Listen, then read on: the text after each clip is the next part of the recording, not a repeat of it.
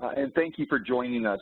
On behalf of the Bureau of Justice Assistance, I'd like to welcome you to today's webinar on regional approaches to body-worn camera. My name is Tom Woodmansee, and I'm a Senior Advisor for CNA, and I work with BJA's Body-Worn Camera Technical Assistance Program, and I'm also a retired police officer. So I'm very pleased to be providing the introduction for today's webinar. This webinar is going to examine several issues related to regional approaches with body-worn cameras, including program design and implementation, the benefits that will likely emerge from a regional approach, likely compromises that will need to be made, and planning considerations that will be required with such an approach. The webinar is going to feature brief presentations on general issues regarding regional models and law enforcement from several sites that have been successful in implementing their regional body-worn camera programs. There will also be a review of some key components that jurisdictions should be made aware of when they consider such a regional approach. So our goals for today's webinar include learning about regional approaches with body-worn cameras in other areas of law enforcement, hearing from several body-worn camera sites about the pros and cons, adjustments and compromises, as well as some of the key outcomes that they've realized, along with discussions on key considerations that sites should consider and be made aware of with such a regional approach. This webinar is another in a series sponsored by the Bureau of Justice Assistance and coordinated by CNA for the Body-Worn Camera Technical Assistance Program.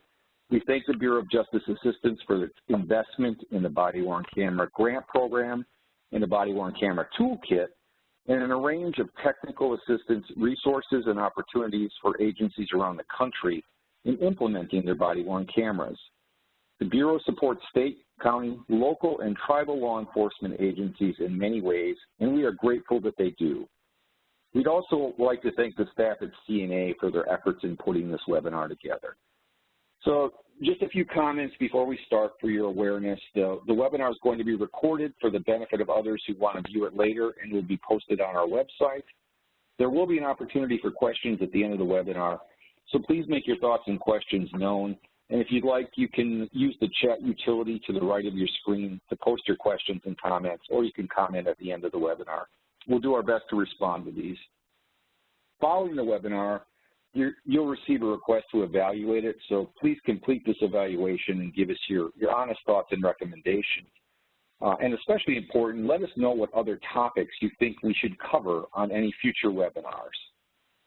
So it's my pleasure to introduce a great group of panelists for today's webinar. I'll give you a little brief background on their histories and experiences, and then I'll turn it over to John Markovic from BJA. So Joseph Gerso is a research analyst at the Regional Justice Information Service, REGIS, in St. Louis, Missouri. He's worked on a number of federal research grants funded by both BJA and BJS, and his chief focus is in the development and evaluation of evidence-based crime control strategies. Mr. Gerso has earned a master's degree in criminology, law, and society from George Mason University. Our second panelist is Chief Jeremy Eiler.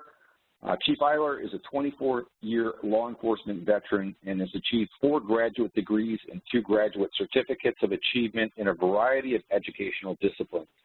He's also a graduate of the FBI National Academy. Chief Eiler currently serves on the executive board of the St. Louis Area Police Chiefs Association with many roles, including that of the chairperson of their body-worn camera policy and implementation program committee. Chief Carl Knott. Chief Knott is the Central Bucks, Pennsylvania Regional Police Department Chief. He has over 30 years in law enforcement experience. He has 2 master's degrees and is also a graduate of the FBI NA. And he was later awarded a fellowship to the FBI Leadership Development Institute. And Craig Uchida. Dr. Uchida is the president and founder of the Justice and Security Strategies Corporation, JSS. Dr. Uchida and JSS are part of the CNA team that provides technical assistance and training to BJA grantees and police agencies across the country on body-worn cameras. Craig is the author of numerous journal articles on policing and criminal justice. He's also the lead author on a book on collective efficacy. Dr. Uchida received his doctorate and master's degree from the University of Albany School of Criminal Justice.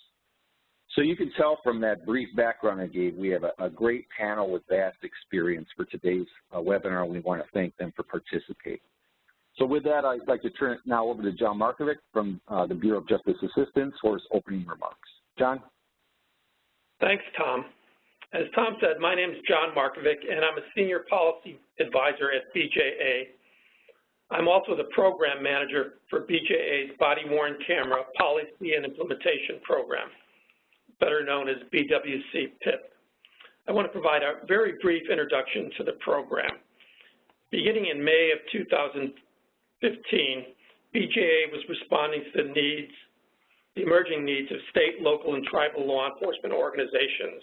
In doing so, we developed a grant solicitation program to provide body-worn cameras to state, local, and tribal law enforcement agencies through a competitive grant process. We also included in the solicitation funding to support training and technical assistance for body-worn camera policy development and other areas where assistance was needed. This funding was awarded to CNA in 2015. Also in 2015, BJA announced over $19 million for body-worn camera pilot implementation programs, awarding 73 agencies. We purposely solicited and distributed funds to large, medium, and small agencies, and we supported both pilot programs and full implementation programs. In 2016, we provided another $17 million in funding and added 106 sites, again, small, medium, and large agencies. And in 2017, we added 83 sites with funding of over $14 million. So across those 3 years, we awarded 262 body-worn camera awards, which will result in over 51,000 body-worn cameras being awarded and placed on the street. This year's solicitation closed at the end of May, and we expect to be announcing awards by the end of the fiscal year, which ends on September 30th. So we'll have 4 years under our belt, and we've learned a lot. Many of those learned experiences are being conveyed through these webinars. Now, in each of the fiscal years, we encourage grantees to apply for regional approaches. One clear benefit of regional approach is that it can leverage economies of scale in terms of purchases as well as operations. Regional approaches also can make sense where agencies work with the same prosecutor's office in jurisdictions where mutual assistance between neighboring departments is common, and also, increasingly, the situation today where states are providing legislative directives on BWC policy. More and more states are stipulating elements of BWC policy, such as minimal retention periods, and a few have even mandated body-worn cameras. So with respect to body-worn cameras, it's hard to develop a program in a vacuum. You need the partnership of CNA. You need to work with your state and hopefully your regional partners. Today, we'll learn from several of our sites about the benefits and challenges of regional approaches. With that, I'll turn it over to our first speakers, Joseph Durso and Chief Carl Knott of the Regis Commission. Thank you. Thanks, Tom and John, for the introduction. Thank you to everyone at CNA and TTA and BJA for the opportunity to present some of the findings from our program so far. My name is Joseph Durso. I'm a research analyst here at Regis, and I'm joined Chief Jeremy Eiler. I'm the Chief Representative of the lead site.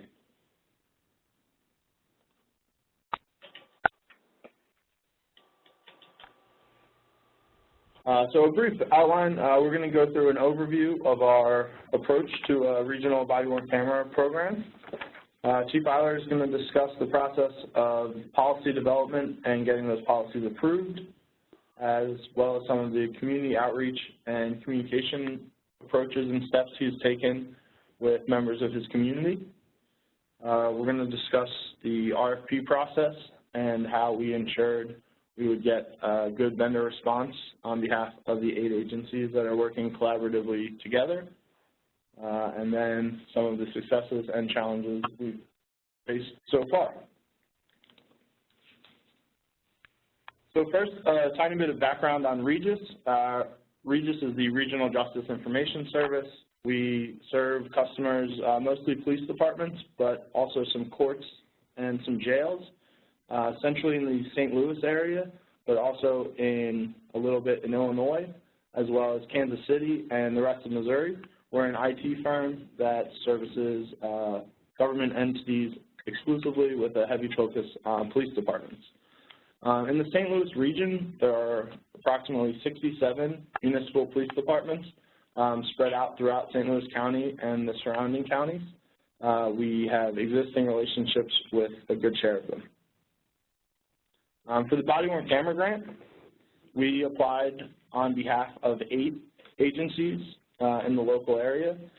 They are all municipal police departments in St. Louis County, each of which was an existing Regis customer. So we already provided law enforcement web and mobile ticketing services to the departments we partnered with.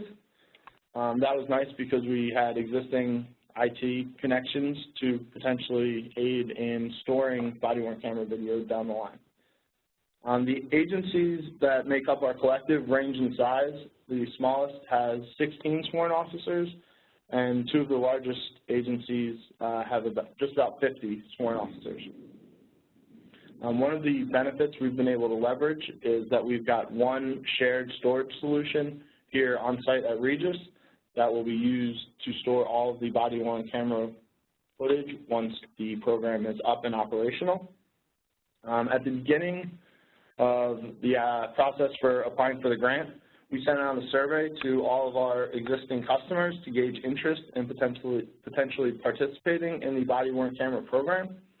This was a useful way to understand who might be interested in participating in the grant. One thing that we learned through that process is that it's incredibly important to ensure buy-in both from the PDs and from other elected officials and municipal officers within a city government. During the course of the process, 2 of our PDs have actually stopped or ceased participating in the grant, and because we sent out the survey early on, we were able to reach out to other agencies that were expressed interest but weren't quite yet ready at the point that we applied, and in pretty quick order we were able to recruit a replacement police department. So we're still on track to purchase the same number of cameras, but gauging interest from both the agencies that said that they definitely did want to participate, as well as some others, really was a useful tool for us to have a pool to select replacement agencies from once a couple of them dropped out.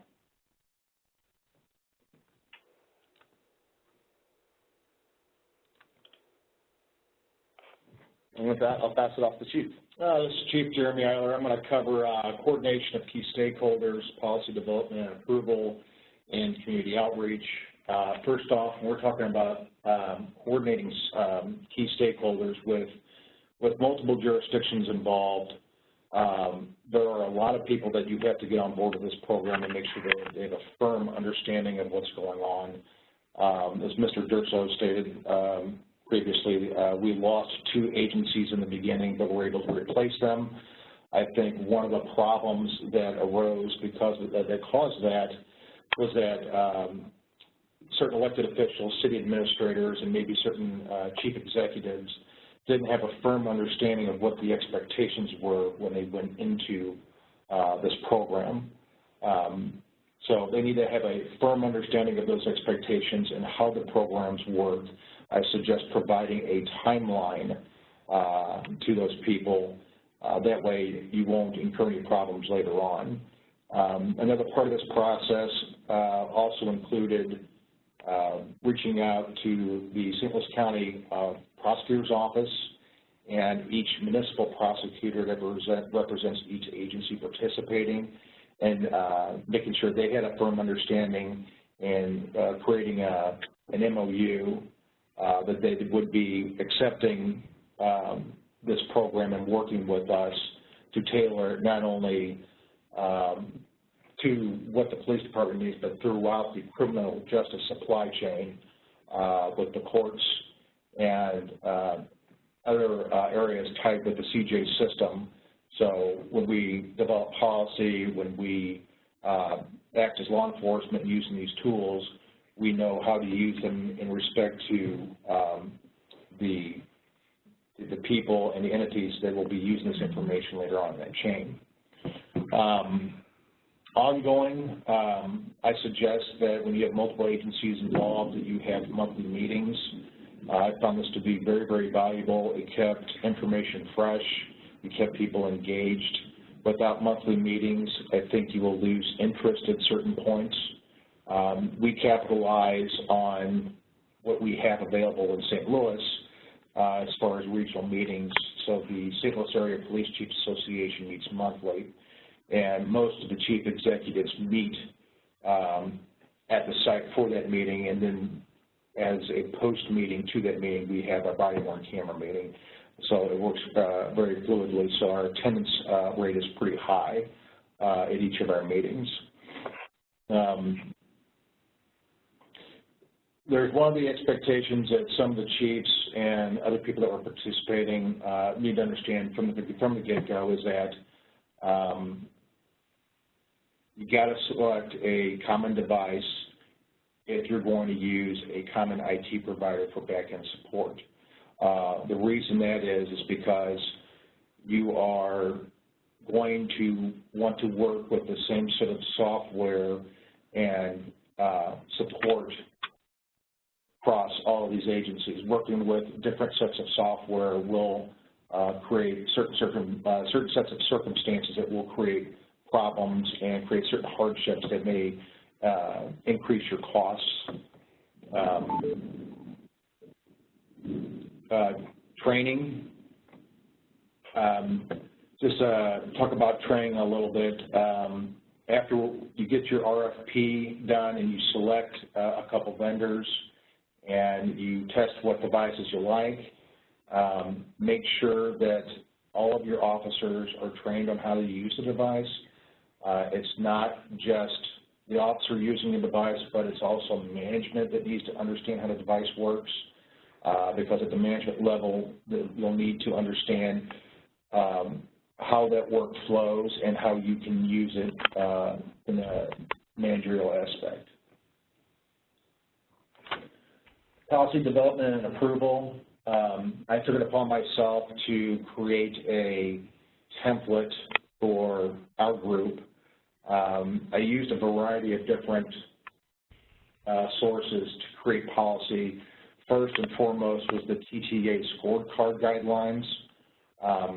I suggest if you are an accredited or certified agency that you have your accreditation manager or certification manager do policy development with you because the TTA scorecard is similar to that of standards you'll find in accreditation processes.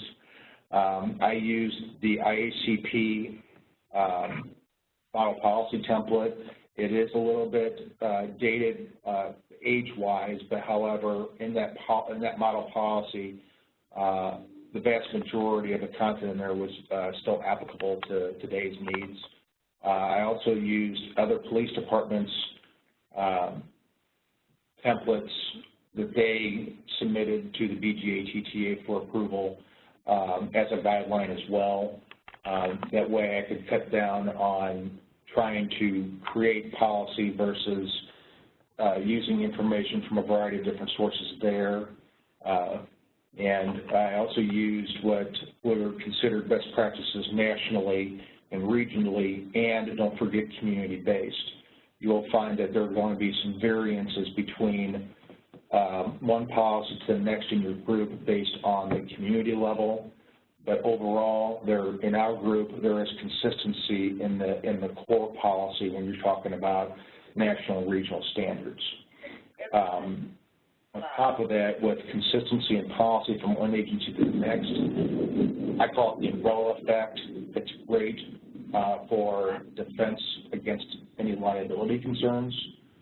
Instead of trying to use your own set of standards, using a collective set of standards across the region tends to hold up better in the courtroom, and the prosecutors even encourage that as well.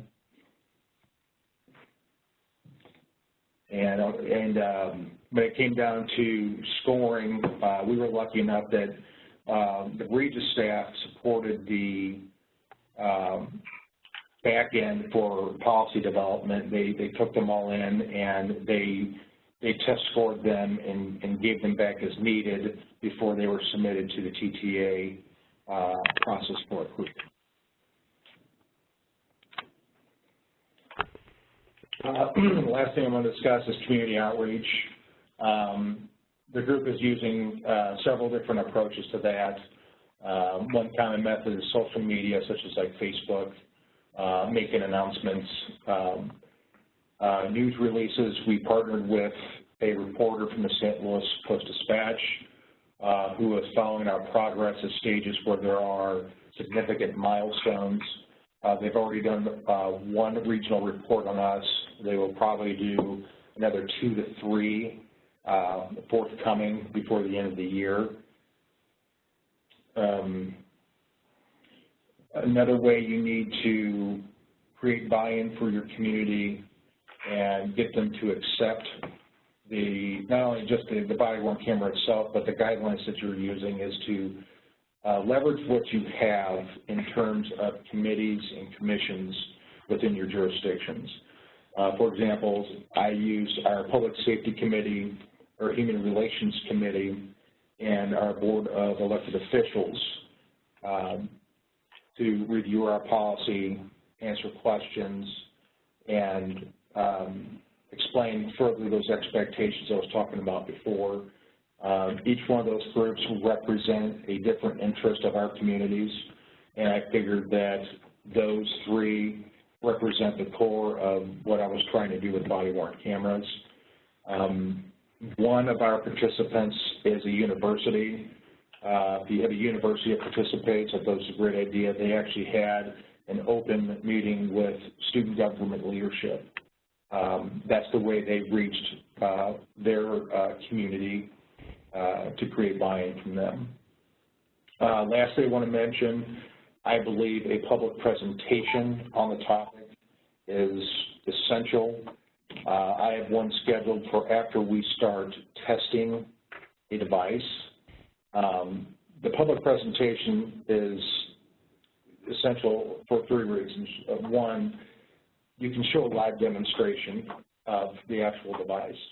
That way people can see firsthand what it's capable of doing and what it's not capable of doing. It's a chance to disclose your department policy and to discuss it openly in public. There will be questions that arise on why you do what you do in your policy, and that's a great time to explain those things. And lastly, it's just the expectation of the device itself. There's a general belief, from what I'm familiar with, is that many people believe the body-worn camera is the all-encompassing solution for police community accountability, which we know it's not. It's merely a tool for capturing evidence and demonstrating the limitations of body-worn cameras in a public setting will, create the knowledge base that the public needs to know. So when you go into full swing using the devices and taking recordings and storing them, and some of them being subject to open records laws, they have a firm understanding beforehand of why things happen the way they do, and so the expectations are out there, they're known, and there's no hidden secrets between what the police are doing and what the community perceives of what we're doing. Great. This is Joe again. Just to reiterate one point that Tom made, the body-worn camera toolkit that BJA and TTA have collaboratively put together is a resource that we used at pretty much every turn during this process. The RFP development stage was no different. We started from the place of using and kind of investigating the TTA RFP template that was provided as part of the toolkit. We customized it to a good extent because we knew we were going to be doing a single on-site storage solution for all of the agencies. So cloud storage through a vendor was not something that we were likely going to pursue. That said, the template really is customizable and can be curtailed to whatever needs your collective or regional approach might need. After we tweaked the RFP template, we sent it out to the technical point of contact at all 8 of our agencies to solicit input from them as far as if there were things that were not covered that they'd like to see, or if there was anything in there that they thought might not be necessary. We've had pretty good buy-in from our group throughout the process, and this stage was no different. They were pleased with the work we had put into it, and there wasn't much comment or requests for changes. That said, engaging them in the process consistently and early on has really been a useful tool to minimize any potential resistance or lack of support from agency membership. Once we got feedback from them, we made any final adjustments we needed as far as the storage side of what was requested in the RFP, and then we sent it out for bid.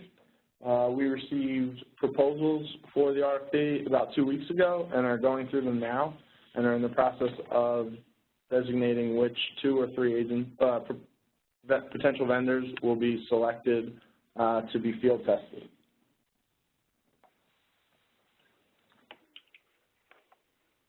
So as I mentioned, we're just in the process of selecting a vendor now.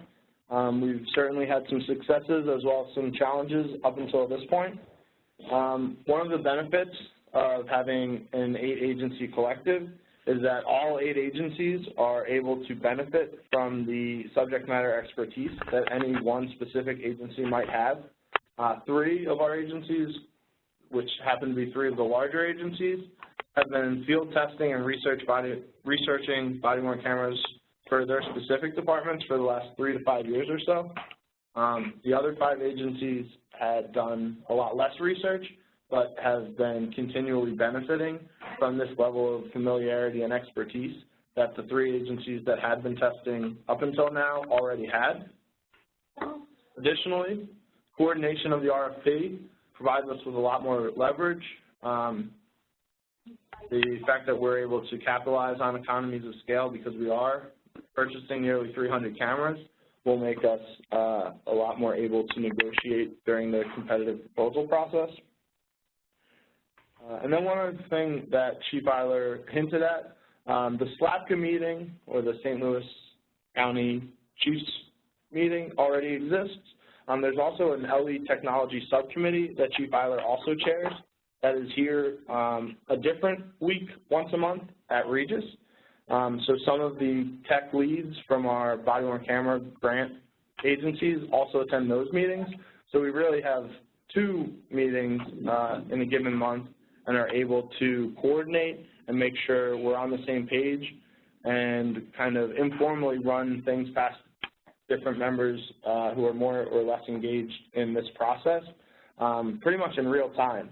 So I think one recommendation we would both have is to capitalize on any existing communication and meetings that are set up through a regional approach that you already have. Because if you try to set meetings outside of the normal course of business for these agencies, it's just one more thing for them to do. Conversely, if you can try to set it up so it's around their schedule, participation is a lot more likely.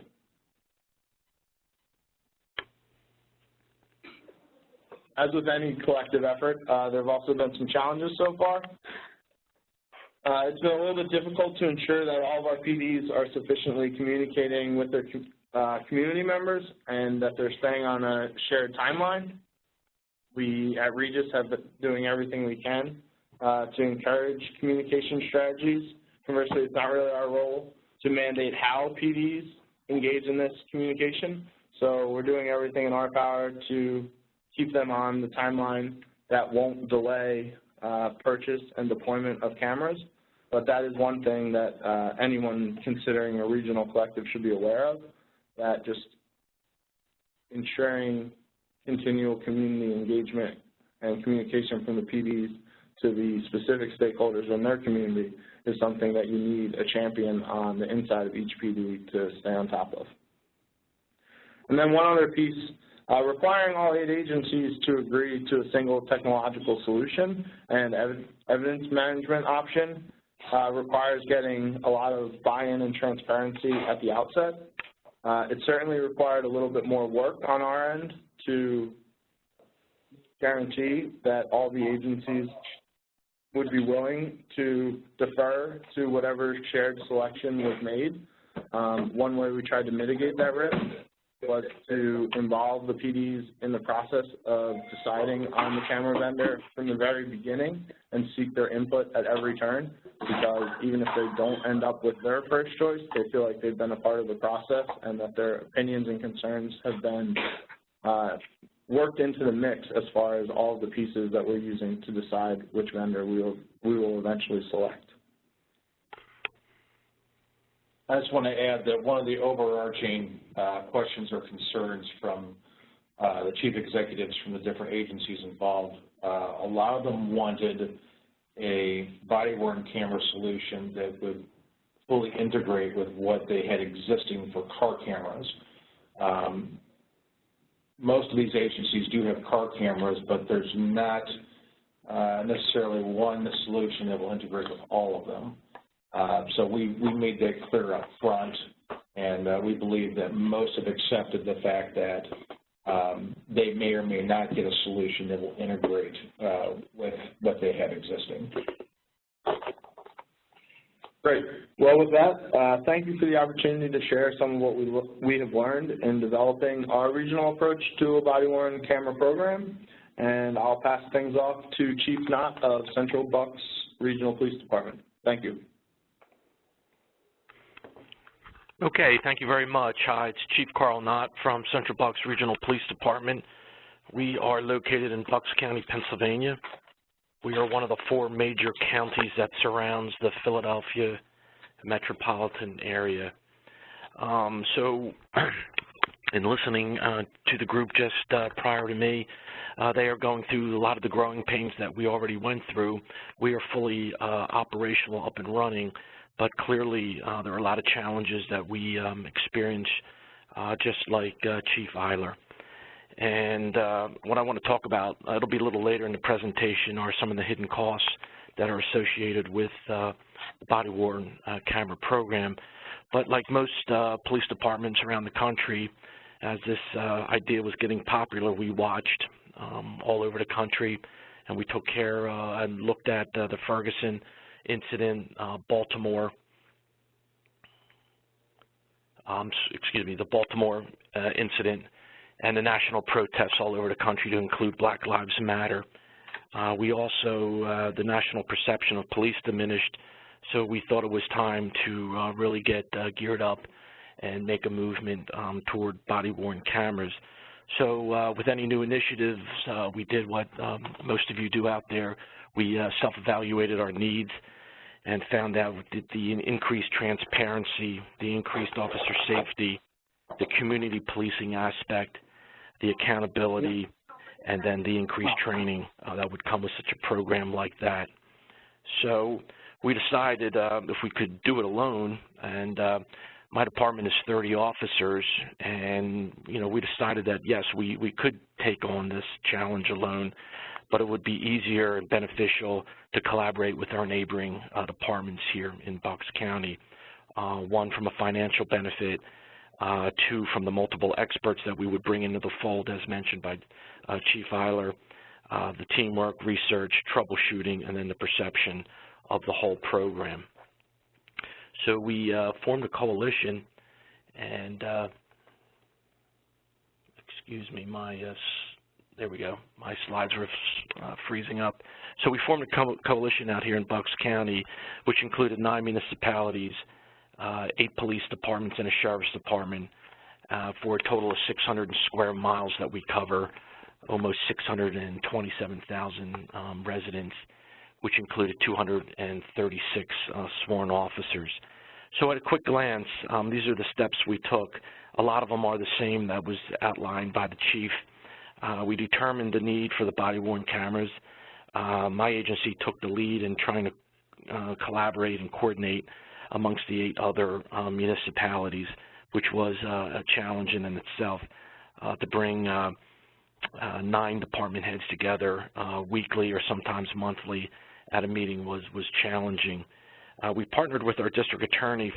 Fortunately for us here in Pennsylvania and the region that this grant covers, we are governed by one district attorney.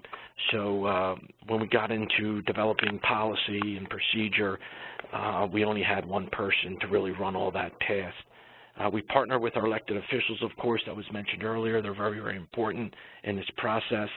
And then when we did all that, we were awarded a grant for 120 of the body-worn cameras. Surveying our communities came up earlier, very, very important. We developed policy, and again, we used the IACP model and then made some customizations to our area and our region.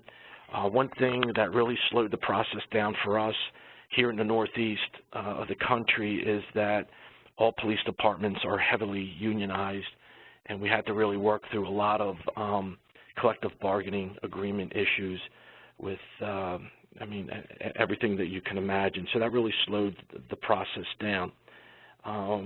We needed the training officers. It's just not a matter of turning it on and off, but classifying at the end of a video capture what incident took place so we could download that into our record management system. We conducted 2 pilot programs, and that was basically for the training of the officers, make sure everyone was fully instructed and fully comfortable with wearing this really new piece of police gear that we were issuing. And then we went live at the beginning of this year. Just a note, we did use the same vendor as our in-camera camera system. It is not fully integrated between the two, but we just wanted to get the program up and running. So we do now still wear 2 devices on our duty belt or on our shirts.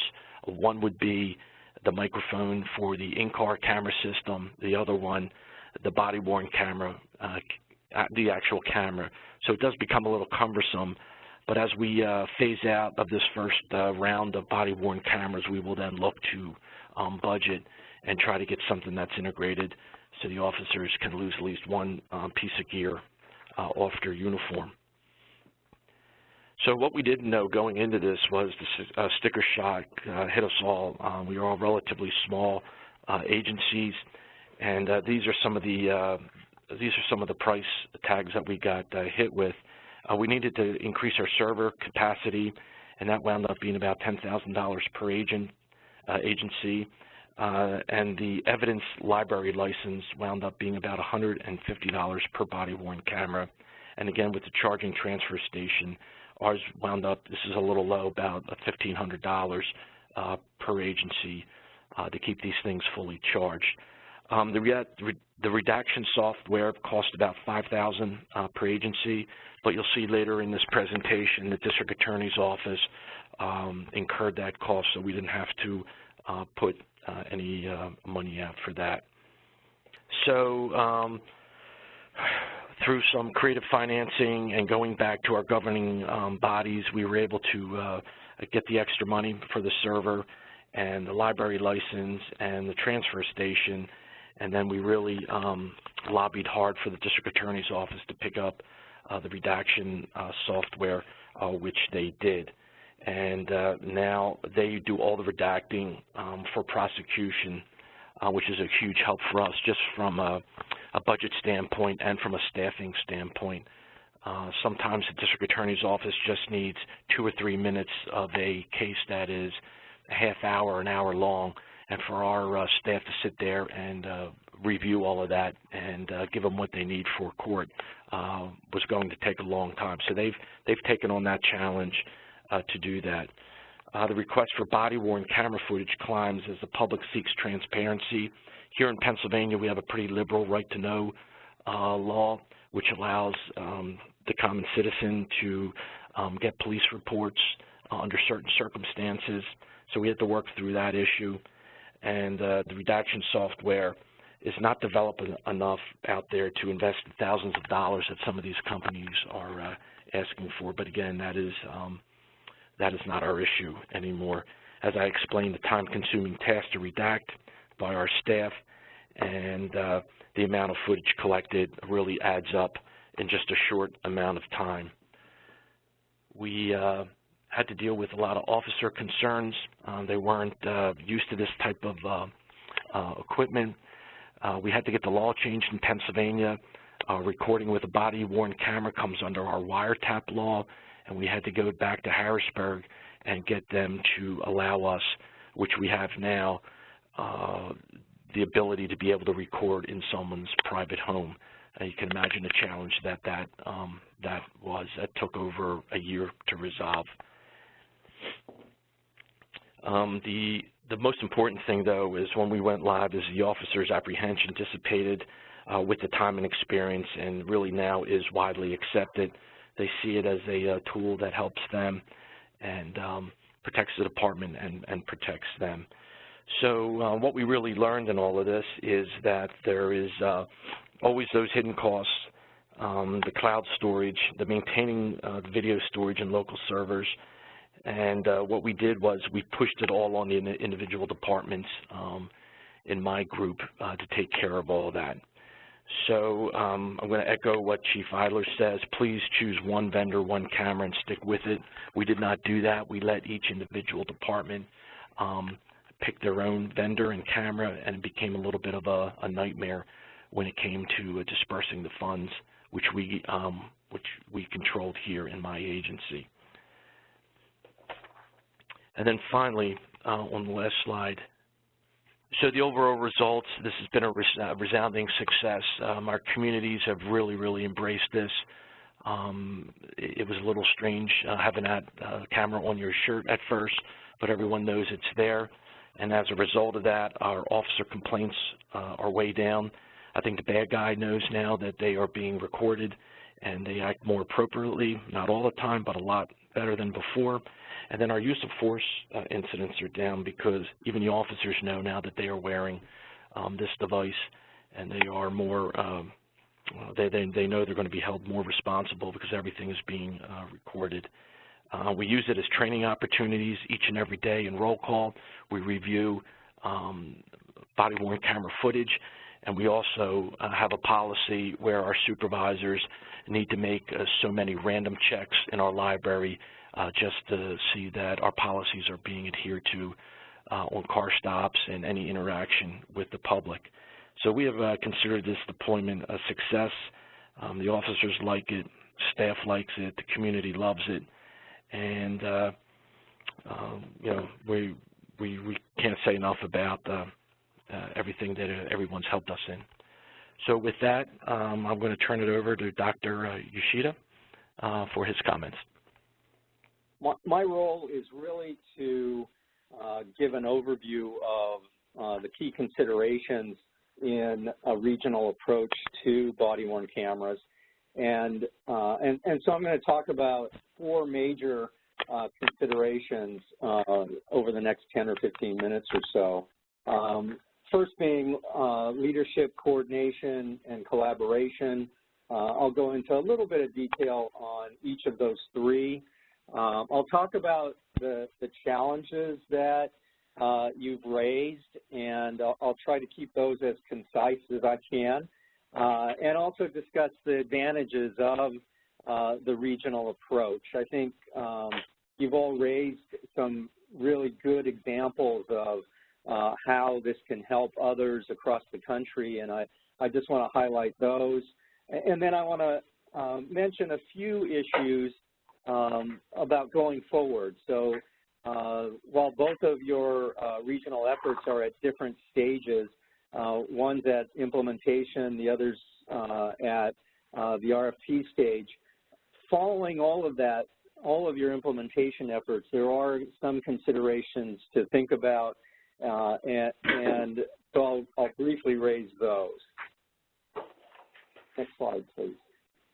So leadership, obviously and clearly, both of your regional efforts include and really show great examples of leadership and how to coordinate and how to collaborate. I think that leadership in particular from both of the chiefs and your agencies really help drive this. It's very clear to me in hearing what you just said about policy development and selecting the vendors and so forth. You really need to have strong leaders guiding and cajoling and compromising and pushing the other agencies to make decisions and also do things that are necessary for the success of your efforts. So I really applaud the leadership that you folks have been showing, and I think for the audience, I think it's extremely important that you understand and recognize that it does take quite a bit to make this work. In terms of coordination, there's a couple of things I want to mention here, both in terms of the grant itself that BJA has provided, but also overall to make sure that things happen across the agencies and within the regional effort. I think you've got to have the single points of contact and someone taking the lead in coordinating everything that happens. You obviously have kept track of your key decisions. You're also involved in negotiations internally and externally, and I say that because of the compromises that have to happen across the agencies and also externally with the political entities that you're all dealing with, and even with your district attorney's office, and later on, I suppose, with your courts. Grant-wise, you have to be responsible for reporting, for the semi-annual reports, for the financial reports that are necessary for BJA. And finally, I think it's really important to recognize that you're keeping it all together. And by having monthly meetings, by communicating routinely, I think those are really, really important facets of the coordination that goes on. In terms of collaboration, I think it's also important to recognize that the agencies you're working with are willing to collaborate. I think, Regis, you mentioned that a couple of agencies dropped out, which is fine, but you were able to pick up a couple of more that really had this collaborative attitude. And I say that because there has to be that mutual respect and compromise within those agencies and among your agencies to do all of this. The joint decision-making is critical here, too. On technology, particularly with storage and the selection of your cameras, policies are extremely important here. And this is one of the things that BJA stresses quite a bit of, and I think is worthwhile in making sure that the policies that govern the use of body-worn cameras are and meet a certain standard, and certainly the standard is not mandated, but the fact that you have and agree to certain things in your policies makes sense, and also, again, mean that your agencies are collaborating and determining what's appropriate and what's not. And within the decision-making area, there are tough decisions that you have to make. There are things where you've got to say, hey, we've got to move forward on this or not, or you've got to find a way to govern and determine how those decisions can and should be made. So I suspect that with your committees and the way in which you've worked with your agencies, you vote on things, you talk through things, and you reach consensus. That also leads to how and in what way I think communication has to happen, both internally and externally. That across the board, clearly you're talking and meeting among your agencies, and that's extremely important. And I think also both of your groups have dealt with the public and have talked to the public about what's going on, and I think that really also makes a lot of sense. Finally, I think just in terms of your common goals and objectives, you've talked about transparency and accountability and what you're trying to achieve. And I think, again, across the board, across the agencies, having those common goals and objectives and agreeing to those up front are extremely important. So I want to turn now to some of the challenges that you have.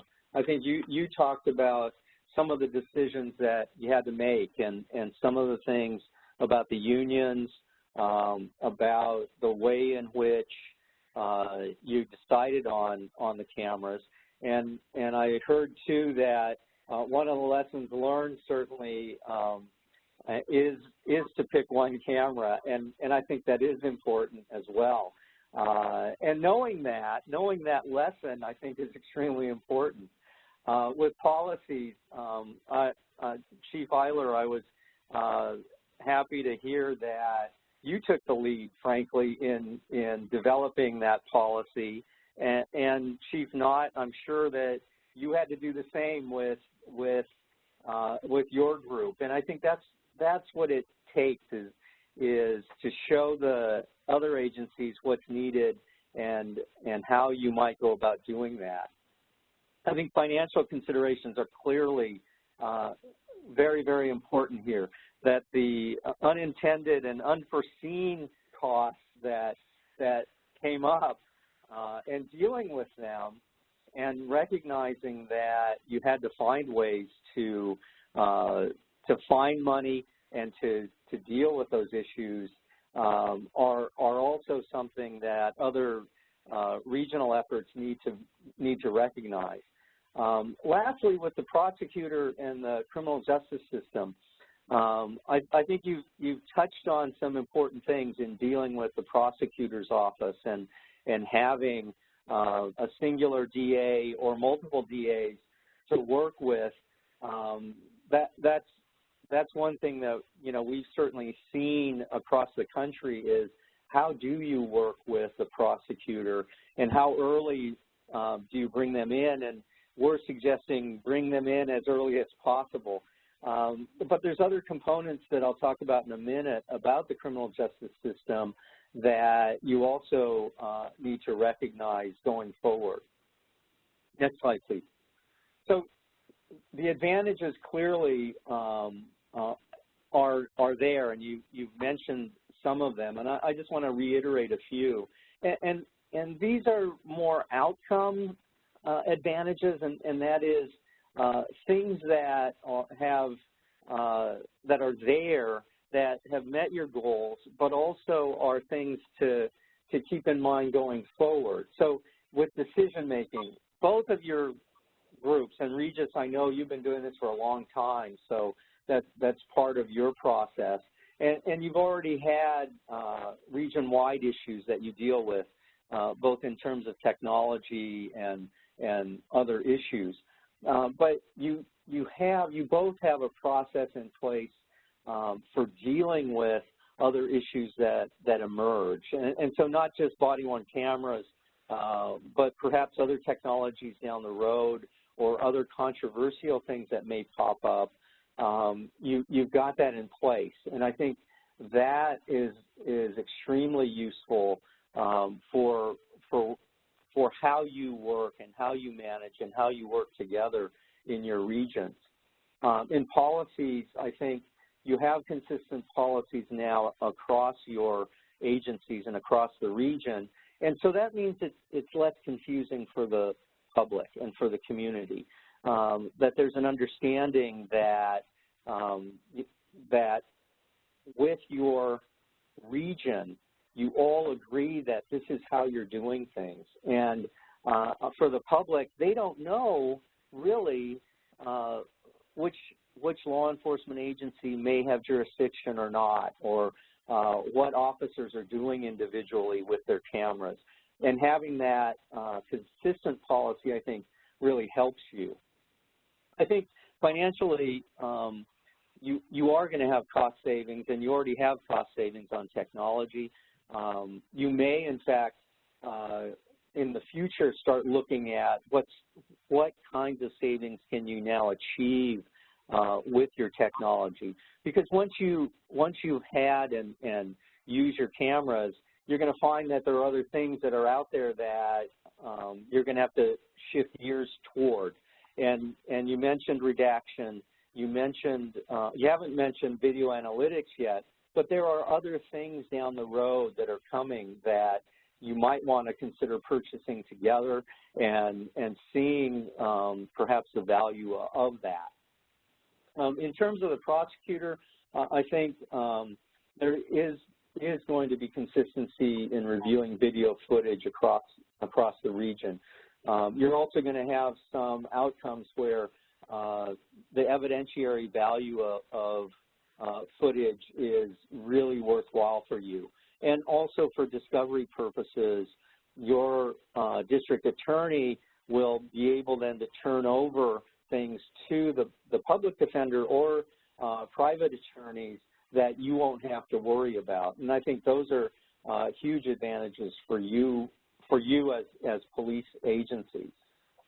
Next slide, please. So lastly, I just want to raise a few things regarding issues going forward, particularly when the grant ends. What happens when the grant ends? How formalized is your regional entity so that you can continue to sustain things, you can continue to deal with longer-term issues like maintenance of the cameras. Maybe some of your agencies are going to change over to, similar cameras perhaps, similar storage perhaps, but how is all that going to work? How do the courts come into play here, and what's your role going to be with those courts and public defenders?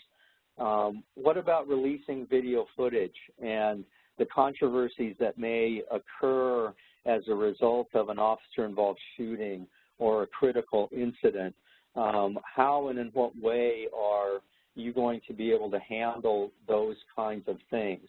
Releasing video footage is becoming more and more of a cry for by the public, and how are you going to manage that, and who's going to manage that, and how and in what way are you going to alert the public and the media and others to the release of that footage?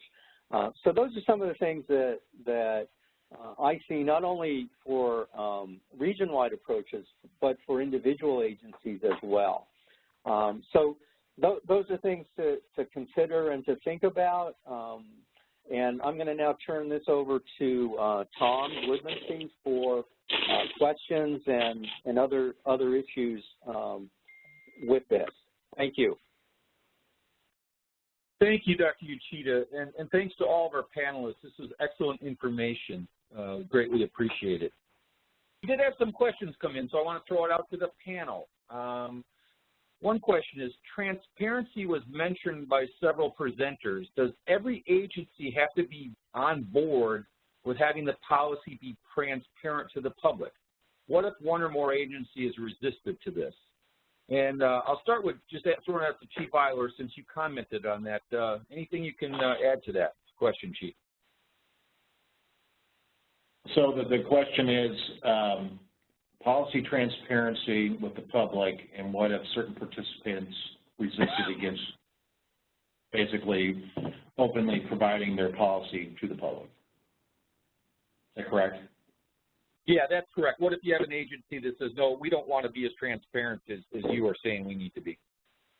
That's my interpretation. Well, a couple of approaches I would take as number one is that when you're talking about policy, you got to check what your state law for open records. You'll find that most states have open records policies on police policy, most of them at least. This would be one of them, most likely. Most agencies won't have a choice on being transparent. For example, we're going to provide ours on our website and a few other channels outside of just having a public forum discussing it. Those agencies that resist just that transparency issue may not fully understand the consequences of not being transparent with body-worn cameras, and that comes in number two, social perception of what those body cameras represent. Socially, it's the belief that it's the all-encompassing tool that holds everybody accountable, which that's impossible. It is just another tool that collects evidence amongst other tools that we have to do our job. Those agencies that resist the transparency issue really need to come to terms with those two things, the social perception and records law in the state that you serve in, because those two things alone should be able to influence those agencies into being more open with their body-worn camera policies with their communities. Great, thank you, Chief. Any other panelists, any comments on anything additional for this question?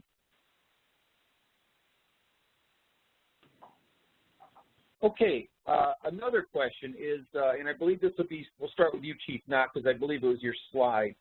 Slide 20 said something about the agencies not liking cloud storage. Can the speaker talk about that a little bit more?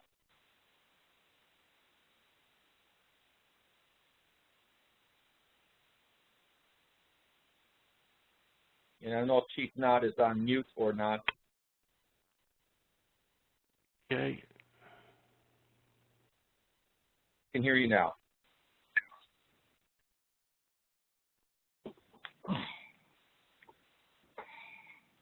Okay, I don't know, Chief Knott, if you're not on, let's have another panelist also comment on that. Any experience with agencies not particularly liking cloud storage?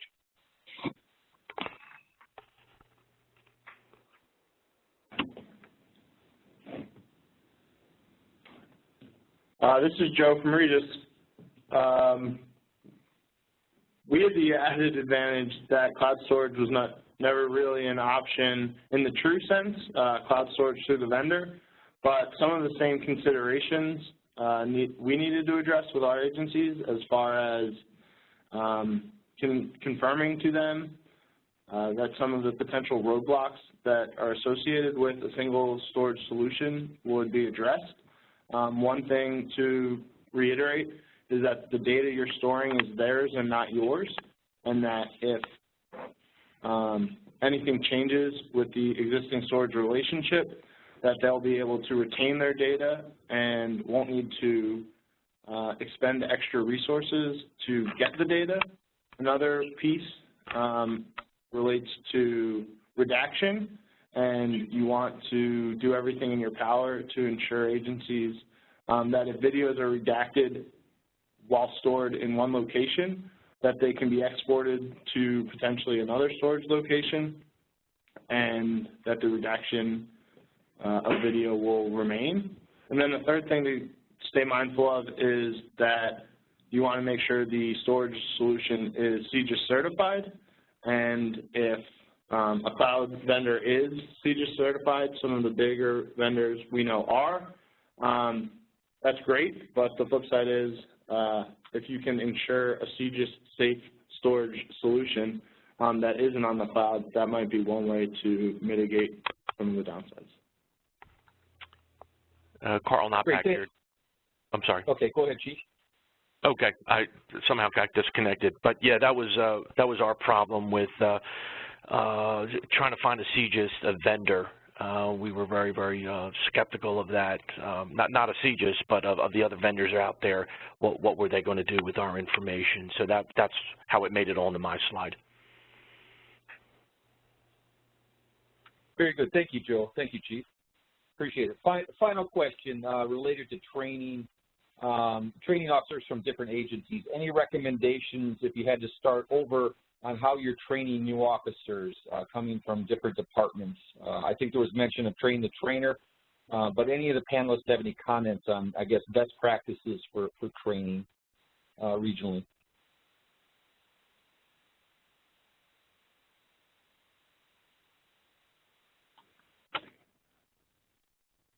Chief Knott, do you want to take that since you're further into the training process? Sure, absolutely. We went with train-to-trainer program. I don't want to mention the vendor that we went to, but the vendor came in and spent a considerable amount of time breaking down everything from the operations to storage to battery life, customizing the camera the way we wanted it set up, capturing those things. And so then we went with train-to-trainer. It started with my captains.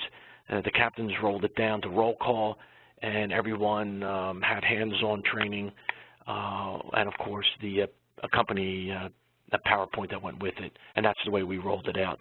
And then I said the second part of that is the actual pilot program where the officers could go out into the field and get used to the operation of the device.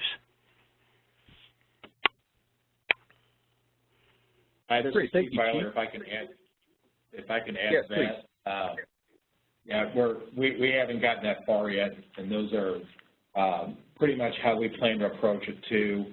On top of that, outside of training from the vendor, from all the trainers I'll be training across the multiple participating agencies, we plan to also have those trainers have meetings as well, because we want to document and ensure that each agency is consistently training their own people the same way as another agency. Plus, it also gives us the opportunity of feedback from other agencies, possible training failures that may help the other organizations enhance their training program.